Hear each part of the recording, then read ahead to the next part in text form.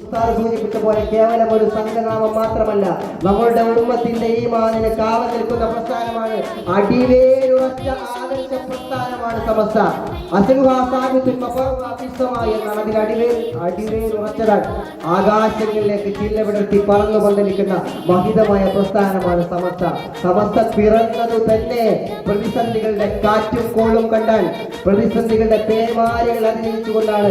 ആദർശ വൈരികളെ ഇരുത്തേണ്ടിടത്തിരുത്തി ആണയിട്ടും ആണായിട്ടും അഹ്ലുൽ സുന്നയാണ് അഹ്ലുൽ ജന്നയെന്ന് നെഞ്ചു വിരിച്ചു പറഞ്ഞ അനുഗ്രഹീതരായ ഉസ്താദുമാരുടെ പ്രവർത്തനത്തിന്റെ പരിണിത ഫലമാണ് നമ്മൾ ഇനി അനുഭവിക്കുന്നത്. അല്ലാഹുവേ, മരണം വരെ ഈ പ്രസ്ഥാനത്തിന്റെ കൊടികയിൽ ജീവിച്ചു മരിക്കാൻ ഞങ്ങൾക്ക് തൗഫീഖ് തരണം റഹ്മാനെ. പടച്ച റബ്ബേ, ഞങ്ങളാക്കിയ ഉസ്താദുമാർ, ആലിമീങ്ങൾ, ഉമറാക്കൾ, ഔലിയാക്കൾ, മഹാന്മാർ, അവരൊക്കെ മറന്ന് ഞങ്ങൾക്ക് പ്രദാനം ചെയ്യണേ തമ്പുരാനെ. പടച്ച റബ്ബേ, ഇന്നലകളിൽ അനുഗ്രഹീതമായ കെട്ടുറപ്പിന്റെ സംഗമനം ഞങ്ങൾ കാണിച്ചു. ഇന്ന് പൈശാചികമായ ചിന്തകൾ തലക്കു പിടിച്ച് തകർക്കാൻ ശ്രമിക്കുന്ന തമസിന്റെ ശക്തികളെ നീ കെട്ടുകെട്ടിക്കണേ തമ്പുരാനെ. പവിത്രമായ ഉമറാബന്ധം ഞങ്ങൾക്ക് നീ പ്രതിനിധാനം ചെയ്യണേ തമ്പുരാനെ. പ്രിയപ്പെട്ടവരെ, ഒരു വികാരം തള്ളിച്ചുകൊണ്ട് പറയുന്നതല്ല ഈ സദസ്.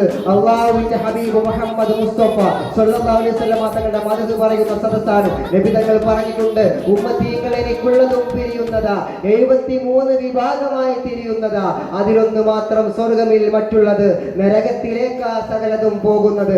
അത് അഹ്ലുസ് സുന്നത്ത ഹലാലിലുള്ളത് പിതൃബന്ധവും തറവാടും അതിനാണുള്ളത്. ഞാൻ നേരത്തെ പറഞ്ഞു, അഹ്ലുസ് സുന്നയാണ് അഹ്ലുൽ ജന്ന എന്ന് ഇവിടെ പരിചയപ്പെടുത്തിയത് ബഹുമാനപ്പെട്ട സമസ്തയാണ്. ആ പ്രസ്ഥാനത്തെ നെഞ്ചു തീർക്കാൻ അല്ലാഹുവേ ഞങ്ങൾക്ക് നീ തൗഫീഖ് തരണം തമ്പുരാനെ.